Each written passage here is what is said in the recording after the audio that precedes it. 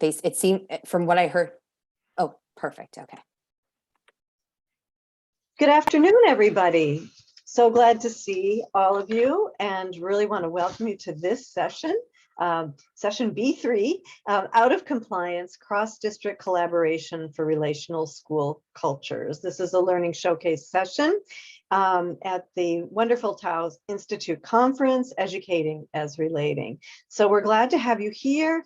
My name is Jane Feinberg. I'm the founder and director of the Essex County Learning Community, which is in Massachusetts in the United States. It's great to be at an international conference and to need to say in the United States, or perhaps not so United States right now.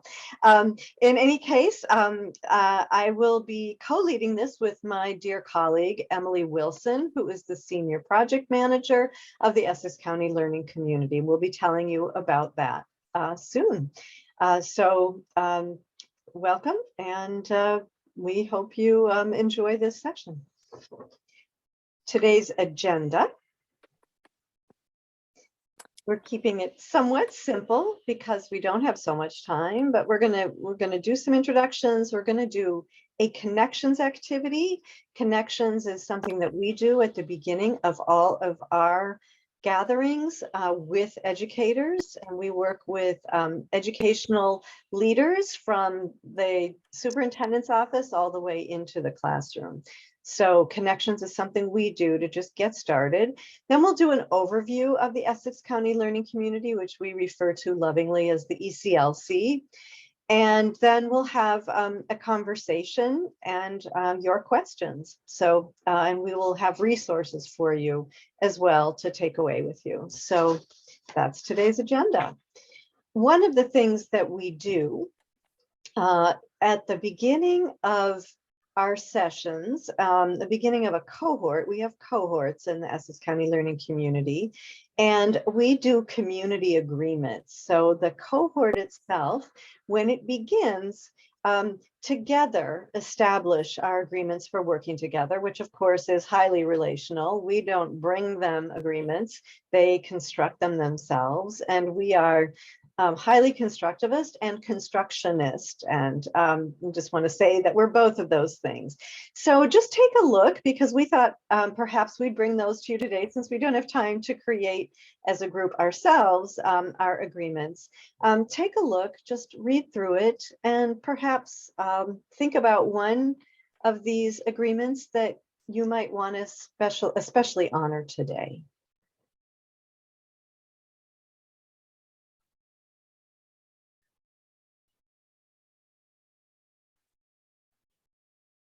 I'm going to work today on considering all ideals equally from all participants and roles.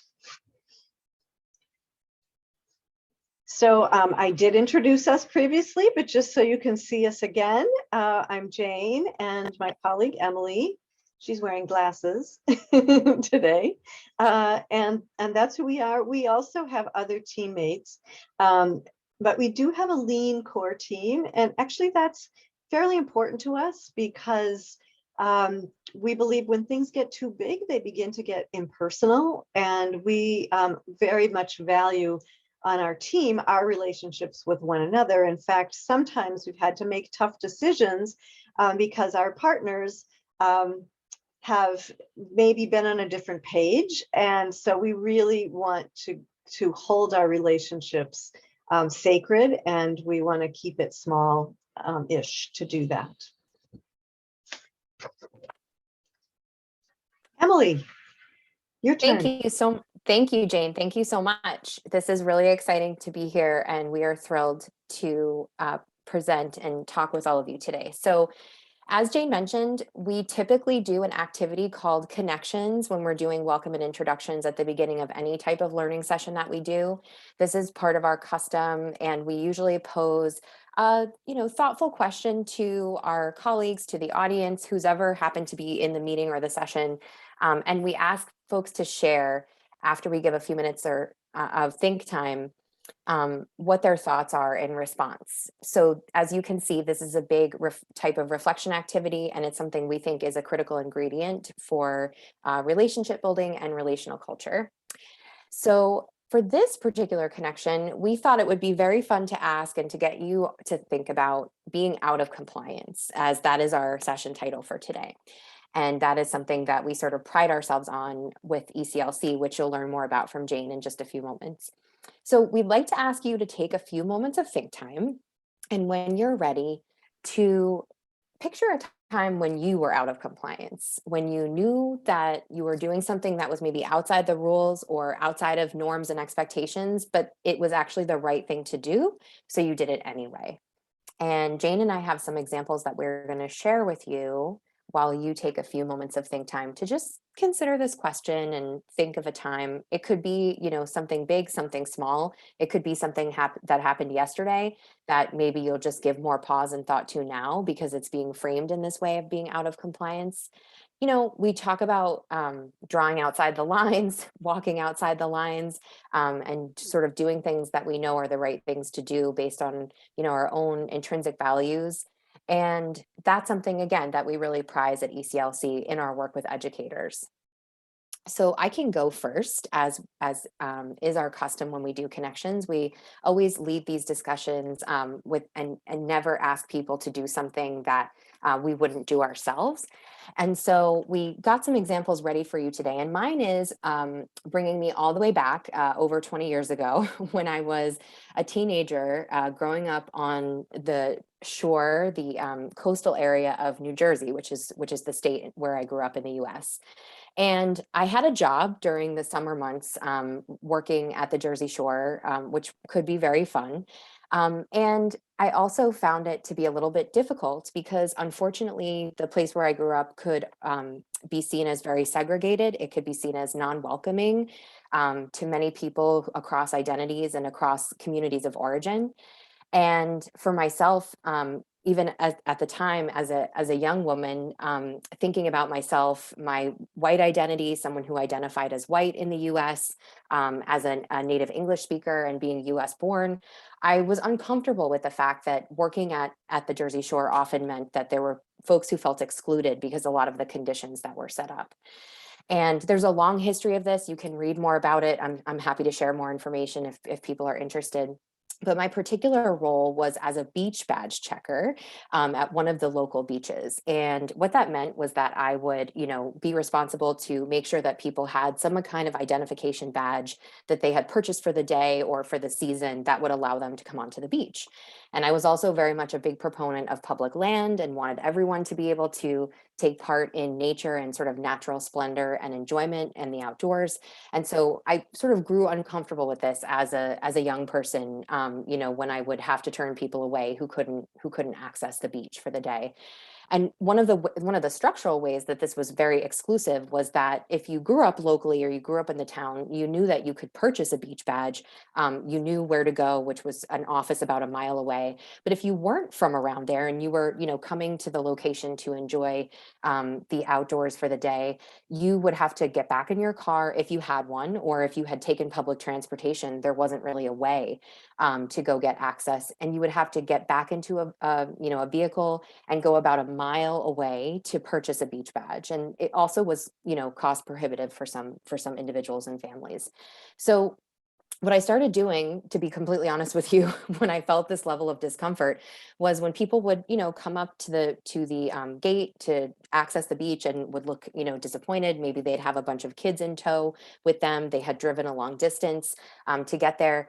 I would just start letting them on the beach, and I would let them just access, the beach so that they could enjoy it for the day, or even if they had to come back a couple of days in a row and, were having a difficult time finding where to go because it was a very heavily populated tourist area. I just felt in my core ethically like it was the right thing to do, and that, between not having equal access to public land and also having this structure that in essence worked very well at keeping people out, I felt eventually like I just couldn't be a part of that. And so that was a time that when we came up with this connections question, immediately popped into my head because I just knew that what I was doing was outside the rules, but it was absolutely the right thing to do to make sure that individuals and families felt welcome. So with that, I'd like to turn it over to Jane and just invite you, Jane, to share your example with us. Yes, thank you. And Emily, what I would just want to point out briefly with your example is that your decision was highly relational. It was about, Thank you. how people felt and about your relationship to them, understanding their relationship to the place. So you were really honoring relationality. My story, it's a bit extreme, but I'm going to share it with you. Let me preface it by just saying that I grew up being a good girl. I was a little bit of a goody two shoes, followed the rules, did what I was told. So when I tell you this story, you'll appreciate how much I was coloring outside the lines. I decided, and this was in the kind of late 80s, 1980s. I'm older than Emily. I decided I wanted to take a trip to the then Soviet Union. And the reason I wanted to take that trip is that at that time, I'm Jewish, I'm steeped in my tradition and my faith. And there were many Jewish people who had applied to leave the Soviet Union because there was extreme anti-Semitism. And when they would apply to leave to go to another country, they immediately lost their jobs. They were often beaten. They were forbidden to practice their religion, and they were really left alone. They couldn't see other Jewish people, so they really were by themselves. And so there was a small movement that grew up of folks who went to visit this Jewish community, or these Jewish people in the then Soviet Union. And they would bring folks, first of all, their own company, right, to be with people who were really down on their luck and down in the dumps and in a kind of no man's land of life. And so folks would go visit them, bring, in some cases, medication, some cases, prayer books, some cases, teaching them something. So I signed up for a regular tour to go to the then Soviet Union with a friend. We signed up for this tour. And then in the evenings, and sometimes in the very early mornings, we would go visit folks whose names we'd gotten from an organization where we had also been briefed on how to protect ourselves if we were approached by the KGB, the secret police at the time. And so we traveled there. We did not tell anybody on our tour what we were doing because that would have blown our cover. We went on the regular tour, which was wonderful. We were in Moscow and what was then called Leningrad, now St. Petersburg. We were in Armenia and Georgia and the big cities there. And everywhere we went, we did meet people who had tried to leave, Jewish people who had tried to leave and were in a predicament. So we brought medication, we did bring prayer books. I'll never forget when we landed at the Sheremetyevo airport in Moscow. I've never had a worse stomach ache in my entire life because I didn't know if they were going to be opening my suitcase to see what was in it, but they didn't end up opening the suitcase. We did get followed a number of times while we were there. We never got brought into the police. But it was a time where I just felt like this has to be done. It was very relational because we really wanted to visit these people. In one place, we taught them Israeli folk dances. We went to their apartments. We had to learn the Cyrillic alphabet so that we could ride the subway and figure out what stops to get off, etc. So it was a big risk, and it wasn't against the law, but it was definitely against what the Soviet Union wanted us to be doing. But it was the right thing to do. I have zero regrets about it. And I'm happy to say that even though anti-Semitism is on the rise again, that those people did make it out. Most of them made it out successfully. So that's my story, being out of compliance. Now let's hear yours. I just also want to thank you so much, Jane, for sharing that story. And it gives me chills when I hear you talk about it, which is why I had asked you when we were putting this together to please share, because I just look up to and respect so much your bravery and creativity for being out of compliance always. So thank you. Thanks, Emily. I sometimes forget about it because it was so long ago, but it was definitely a moment in my life where I said, this is wrong and I got to do something about it. Absolutely. It's very inspirational. And I think it also makes me think from an ECLC perspective of how we create a relational environment where folks are encouraged to delve deep into these stories, especially when it has to do with identity. And, I mentioned my story having to, to do with this, with racial identity issues. And you're mentioning in your story, having to do with cultural and religious identity issues. And so, also, the threads of oppression and how we are often inviting folks into the space and trying to create the optimal conditions where they feel comfortable to approach those issues. Not that they're going to feel completely comfortable all the time, but that we create this relational culture in the way that you and so many of the other experts that we work with have helped us do. So I just very much appreciate that. Well, right back at you. It is true, and people can be uncomfortable about specific things when they are comfortable as a human Yes. who's recognized and seen by other humans for who they are. So yeah. Thank you. So next we're going to, that's a perfect segue because Jane is going to take us through more about ECLC's mission and vision and some of our intrinsic values that we hope and aim to practice consistently. That's right. We're not perfect. So the mission of the ECLC, it's a multi-district community of practice that's focused on systems transformation to better serve students with diverse learning assets and needs in Essex County, Massachusetts. I'll tell you a little bit about Essex County in a moment, but stay with me for now. So a community of practice, cross-district, to just give you a teeny bit of context about the school systems in Essex County. So there's this New England small town tradition. Essex County is in Massachusetts, Massachusetts in New England. And there's very small towns and small school districts. And they barely, school people barely get out of their buildings anyway, right? But these folks, even when it's small, they barely get out of their buildings, and they certainly don't know, most of them don't know each other across their districts, even though they are such near neighbors, really, a stone's throw in some cases. So we believe it's really important to bring these districts together.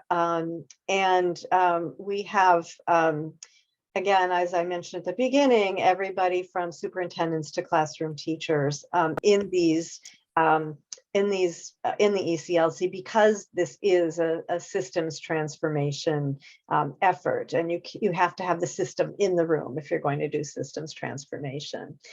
Our vision, and this has become clearer over time, is that pre-K-12 educators across the county recognize the value of robust lifelong learning experiences and the importance of deepening their relationships with one another toward better student outcomes. So our theory of change, in essence, is that when educators get what they need, so do students. And so often there's talk about what do students need, suck it up, educator, pardon my French. But we believe that educators have needs as well, that our society in general does not sufficiently value educators or their needs. And we like to say to our people, we have your back. And we want you to be well, and we want you to be learning well.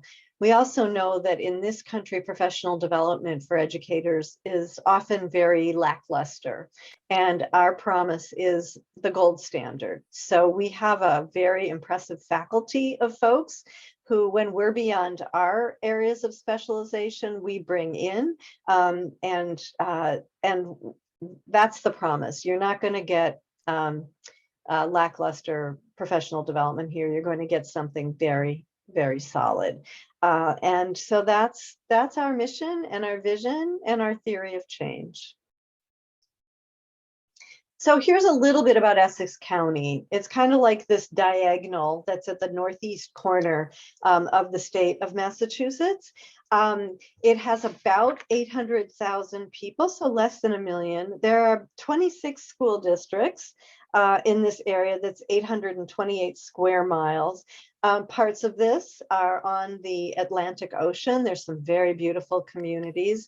And it's a mix of urban, rural, and suburban. So it's a kind of microcosm of our state and even of our country. So that's who we're serving. We're serving them because our funder has trustees who live in Essex County, and they do a lot of funding there. And there's one other community in Massachusetts. This foundation is actually based in Buffalo, New York. It's the Peter and Elizabeth C. Tower Foundation. So, you know, we're happy to do place-based work anywhere. And it's a really wonderful group of people we get to work with. There's this also, what's really notable is that in the last 5 to 10 years, the population has been shifting pretty dramatically to better reflect the population of our entire country. So that's something that is causing educators to realize that their toolbox needs to be broadened, that they don't have a big enough toolbox around teaching and learning, and they need more. So for example, from 2015 to 2019, the county experienced 26% increase in language diversity. So also, you should know, so I'm going to go back to one thing I forgot to say. When we talk about diverse learning assets and needs, we're talking really about everybody, because we all have that. We're talking more specifically about a kind of targeted universalism. So if we meet the needs of kids with learning and attention issues, learning disabilities, kids who've had exposure to trauma, and young people who, because of race or language or income or gender, are stigmatized, those, if we center them, our belief is, and this is a belief of universal design for learning, you meet the needs of everybody. So that's a really important thing to know, and that's where we focus our effort. And that is really also in response to what's happening across our state of Massachusetts and across Essex County. You should know too that Essex County, like the state, has a higher than the national average number of students on IEPs, or the special education plans. And there's a whole story of why might that be the case, but in any case, that should never be that high. So that's Essex County, and that's where the Essex County Learning Community is. Emily, back to you. Oh, thank you so much, Jane. That was great. And I just want to note that these communities that are highlighted in yellow on this map are those that are the members of our learning community. So we have 11 school districts. You can see them all highlighted here in yellow across the county. We're also actually in the process of recruiting for our third cohort. So these 11 districts make up cohorts 1 and 2 of all public school districts, and our cohort 3 will be forthcoming in 2022. So we're super excited about that. And that means that we'll be expecting more of this map to light up with ECLC participation. So very exciting. Thank you, Emily, for adding that. Very important. Of course, of course. So what we are going to do next is Jane and I are going to use a technique that we call popcorning to show you how our approach at ECLC is a relational and adaptive approach to professional development with district leaders, school leaders, and teacher leaders. So I will cover sort of what we see on the left-hand side here of your screen, the traditional model, and then we are sort of juxtaposing that or contrasting it with the ECLC model, which Jane will cover as we go back and forth. Okay. So traditionally, what we see with a professional development model for educators in schools is sort of a one and done PD that's often disconnected from actual practice. And so what that means is, there's a whole lot of professional development offerings and options out there. Sometimes it's not coordinated around certain goals like being relational and building relationships in school, for example. And it can often be these one-offs where, there's a topic that's covered, and then after educators do a specific session on that topic, they should basically know everything about it and be able to carry it on. And now we're going to hear about how ECLC's model is different. So obviously we know that that doesn't work very well, the kind of disembodied professional development. Ours, we try to align with lifelong human development and learning, and it's very targeted to practice at the district, school, and classroom level. And that's important because we believe that it's really important for the educators to have a sense of agency, and we do not design PD for them and say, here's what you get what you get, and don't get upset. We say, what do you want and need? So we say both. What do you want to learn? What do you need to learn? And then we build our agenda based on that. And that's a relational value because it's saying to them, you do know what you need. We probably, we are almost 100% sure we can find you an expert who provides that because we have a very big network. And I can say more about that later or answer questions about it.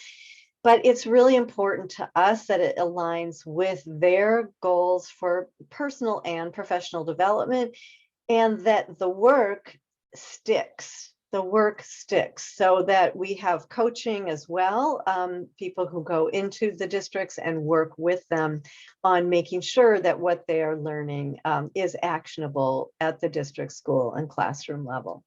Back to you, Emily. Thank you, Jane. That was great in terms of contrast. And the next thing we want to show you is going down our traditional model, how oftentimes the professional development lens that's used to look at educators and what their needs are in school can actually view teachers primarily as technicians who, follow a set of rules, follow a fixed mindset that often is sort of mandated from up down, from, the top down, from up above, and is very much a top down approach. And oftentimes what we see is that that fixed mindset is actually a deficit based mindset. So educators, whether it's implicit or explicitly, are being expected to look at students as having sort of a fixed set of strengths and skills and assets, and not being necessarily looked at as incubators as people that can change, right? And so back to Jane and looking at how the ECLC model differs from that approach. Right. So we see teachers mostly as humans, as relational beings who are creating and constructing a social environment. And for them to be able to do that, they also need social emotional support. And they need to get skills, but not to be technical in the classroom, but to have enough skills so that they feel a sense of efficacy and can be fully embodied in the classroom, so they can attend to student learning and well-being, and they bring to it a growth mindset. So this is not about perfection. We want to create a space for our adults to be able to make mistakes, to not have those mistakes be attached to, which is kind of the American way, their evaluation, or to test scores that are like, a hammer when a scalpel is needed, and to just be able to breathe and be able to understand new content, and to be able to learn together in community. And so that's very different,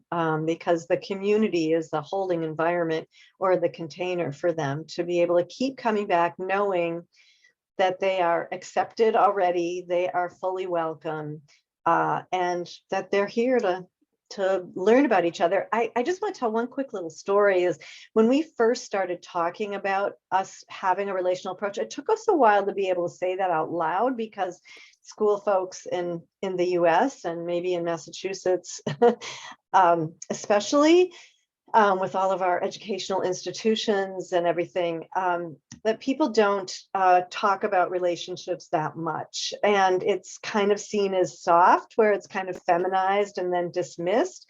When we started talking about it, I could visibly see educators in the room.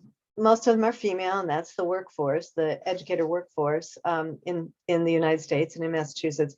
I could see their shoulders drop. It was almost visible, like, oh, I know that already, but I can know that I know that. I can trust that I know that. So I think it was, it was a moment, and it was a moment where I saw a shift in their bodies, which I think is really important.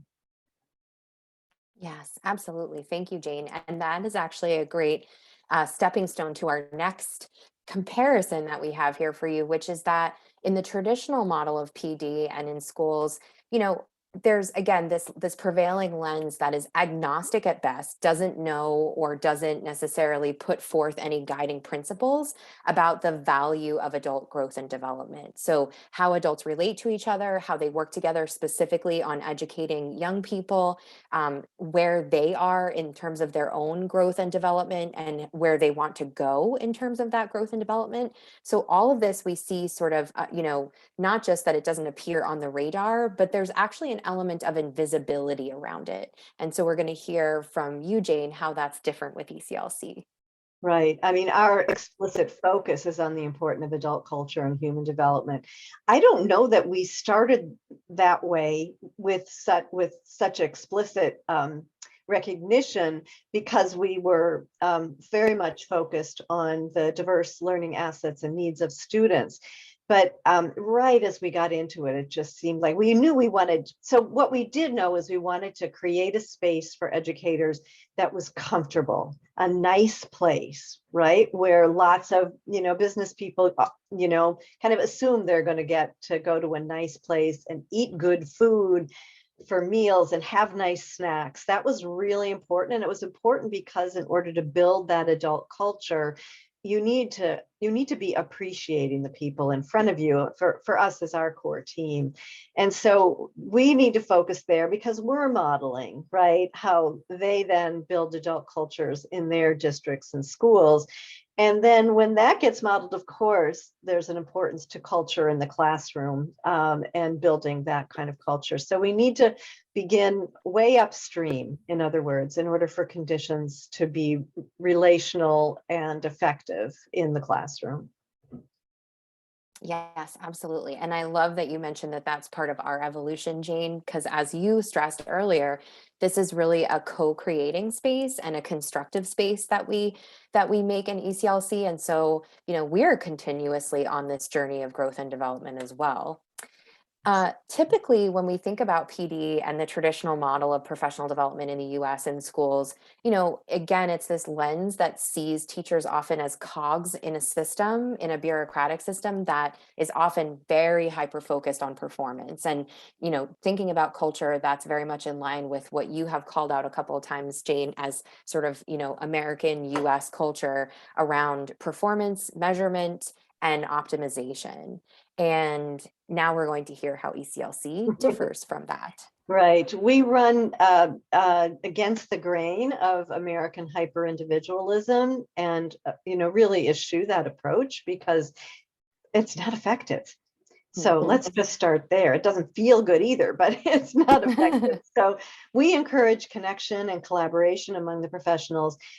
We care about there being joy in the room. We want to stimulate inquiry. We do some work around inquiry and, questions being at the center, and about creativity, being able to bring more of yourself into the space. That gets shut out in traditional education systems, and people bring just a little piece of them. It may not even be the best piece of who they are or who they value, about what they value about themselves. So we're all about that and helping people kind of step up and lean into the work they're doing in a way that enables them to bring all of themselves to work. Thank you. And last but certainly not least, when we look at this final piece of the traditional model that we have identified, it's that often teachers are and educators are kept away from one another and they can be siloed from one another. And this can often render them voiceless. It can render them less powerful and less empowered in terms of school decision making, in terms of decision making about what they'll do in their classrooms for and with their students. And just to sort of, to take a note about this, and we'll hear how ECLC is different from this, but we hear often one of the greatest takeaways from educators once they've been immersed in their cohort experience within the Essex County Learning Community is that not only do they not feel alone because of a different approach that Jane will talk about in a moment, but that also they had the chance in the learning community to meet people that they've worked with in their district, but that they didn't know and may have never otherwise met. And we're talking about people who work in districts for decades, right? And so we see the large degree to how educators can be completely siloed from each other and maybe doing work in isolation that contributes to sort of, a lack of the growth and development and creativity that they want to engage in.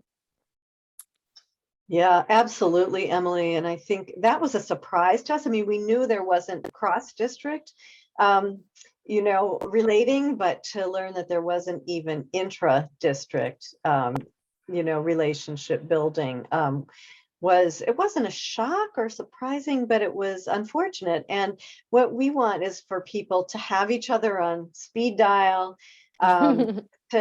for people to work across grade levels, for them to work across roles. We do have role alike groups because it's also incredibly important for people who have the same job to be able to talk to each other in a protected space. That's also about relationship building across districts, but within districts too, that, if a teacher is sitting for the first time with a superintendent or assistant superintendent who they really never get to see, that's pretty powerful.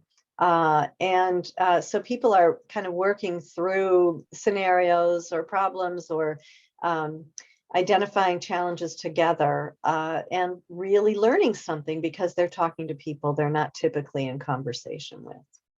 Absolutely. Thank you so much, Jane. This was fun. It's fun. Yeah. So moving on from there, we just wanted to highlight for you, and sort of give a nod and an homage to a transformational change model in schools that we had come across, and that Jane specifically had come across in her work, in her research. And this really just shows us, this comes from Choices for Learning, Choices for Life, QED, as the source. And this really just shows us that there is this continuum that happens when we know that change is possible, and we work directly with educators to co-create and co-construct that change.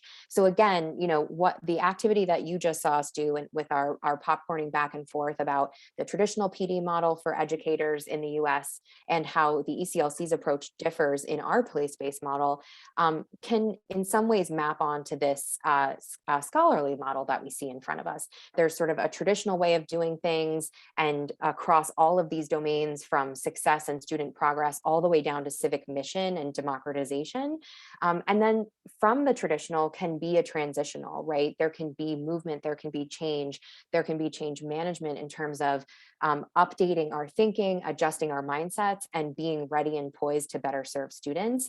And then also there can be a transformational experience that happens when we move into a more relational a set of norms and think more about, how would for example, with personalization of learning, which is about, let's see, 6 or 7 domains down, we see on the traditional side that we're focused very much in a rigid sort of remediation of deficits. There's that deficit learning model, again, that we see. And then in the middle, we see an intervention for skills gaps, which is certainly important and an improvement from looking only at deficits, right? We're moving towards looking at assets. And then on the right-hand side, we're looking at oh, excuse me, I think I got a little off there. Um, I apologize, but basically we're looking at sort of how this moves along in this continuum of improvement for really valuing educators as people, as Jane mentioned on the previous slide, and helping them to have what they need so that they can value their students' deep assets and needs. So we see all kinds of, relational related pieces here on the right-hand side when we're willing to move along that continuum. And we just wanted to sort of highlight this for you.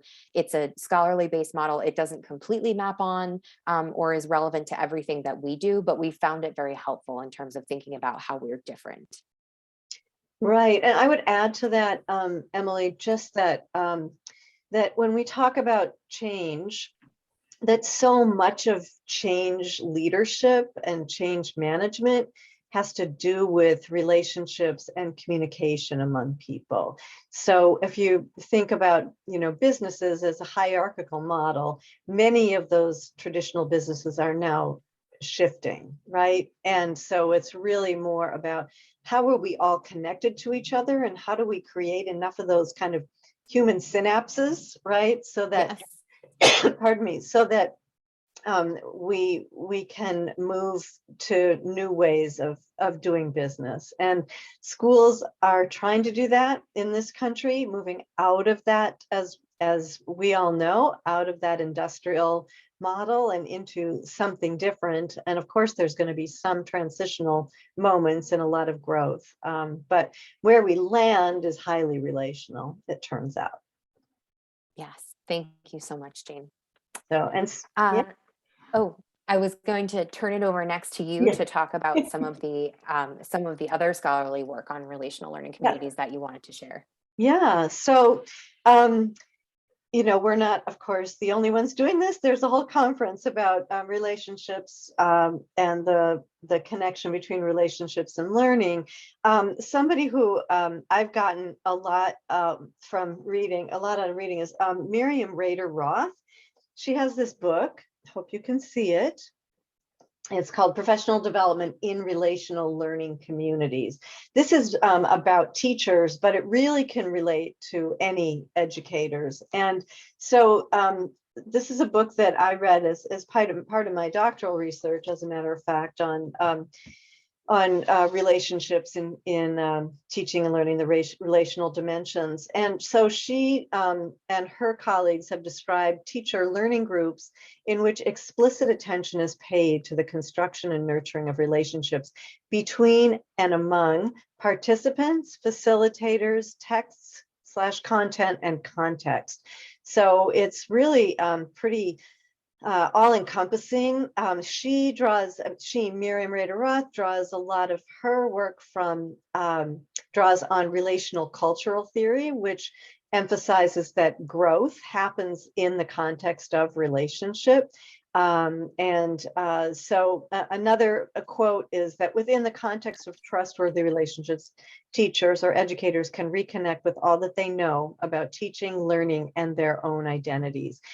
And all of that is really important, and understanding their own identities. This is not something teachers or educators of any sort get time to reflect upon, and we give them time to reflect upon this. You'll see the name Gilligan, Carol Gilligan, and she, of course, has done a lot on moral development and the difference between male and female moral development. She actually looked at Lawrence Kohlberg's work on moral development and said, which was very much about justice and rules, and said, hey, wait a minute, I think there's another way of looking at this. And so she looks at care and at making decisions based on care, not necessarily justice or a fixed notion of right and wrong.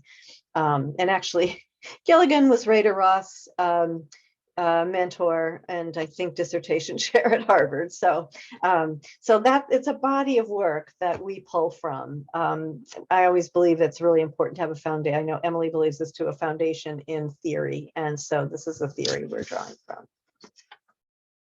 Thank you so much, Jane. Yeah, your turn.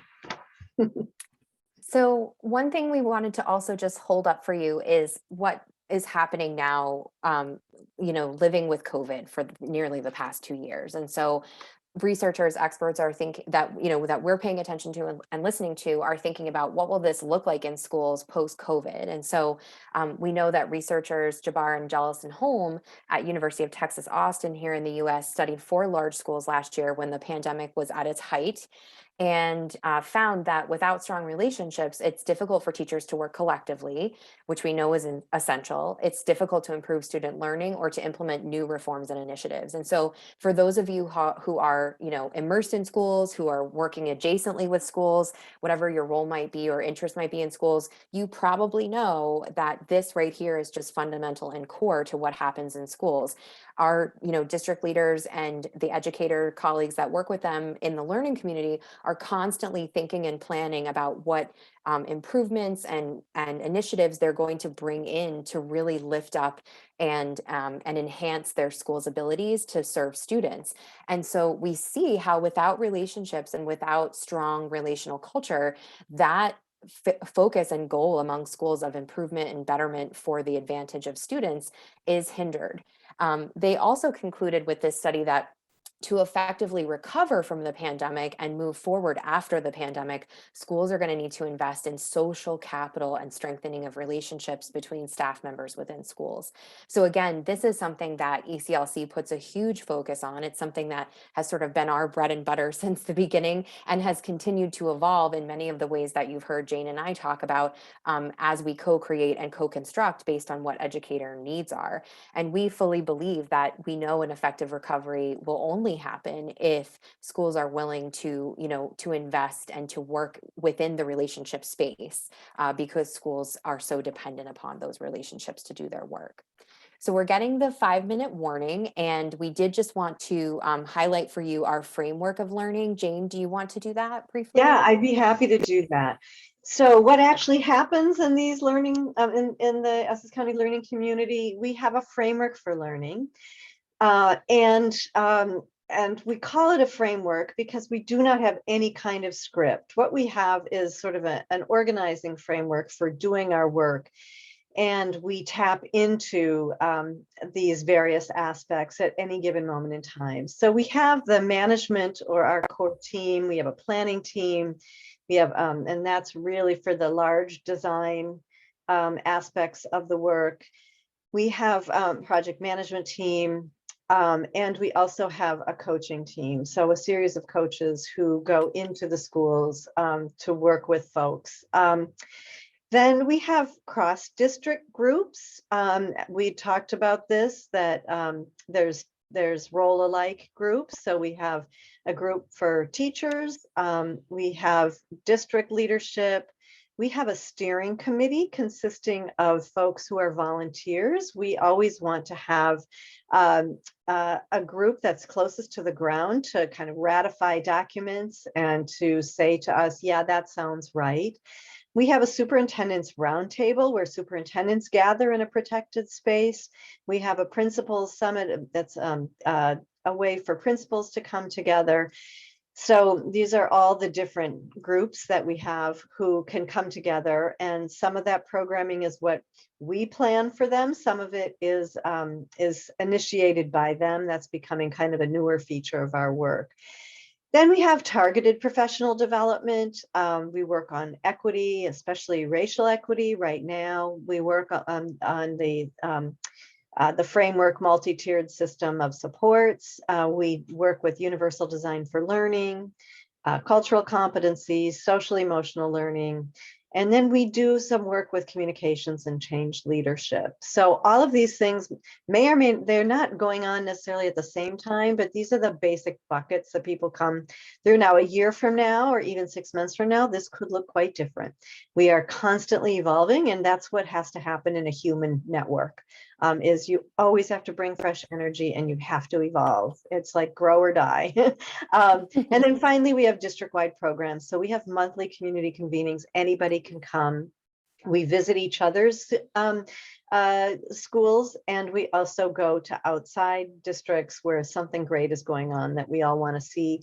And we have a signature summer institute that's a 2 or 3 day, depending upon the year, experience for people to deepen their learning. So those are the kinds of things that go on. And I think we should stop there. Okay. And pause, and if there are any questions.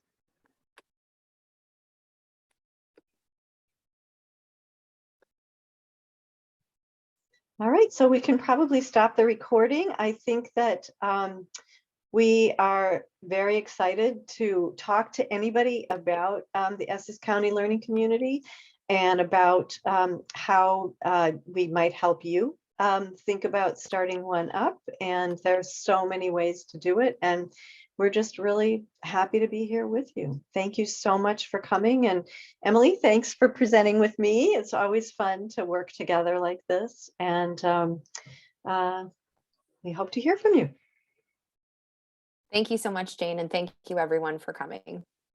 Bye.